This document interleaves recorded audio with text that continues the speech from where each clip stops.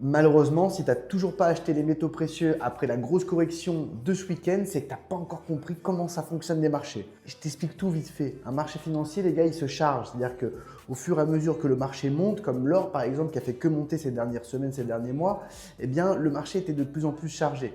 Quand on a une grosse baisse, le marché se décharge et finalement, plus personne n'y croit. Parce que finalement, on a eu un changement quand même d'état d'esprit très rapide des investisseurs et des grosses corrections.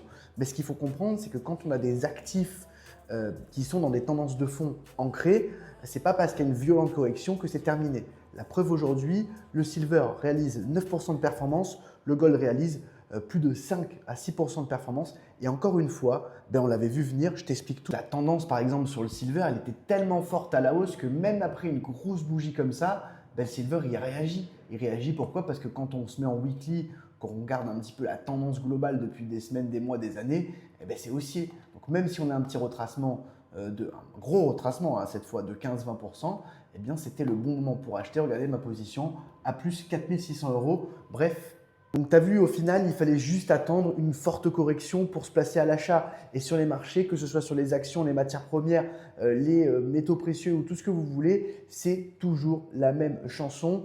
Tout le monde se fait piéger et c'est après le piège justement que pour un trader, il faut avoir les dents très très longues. J'espère que tu as appris des choses aujourd'hui. Si tu as appris des choses, n'hésite pas à t'abonner. Ciao, ciao.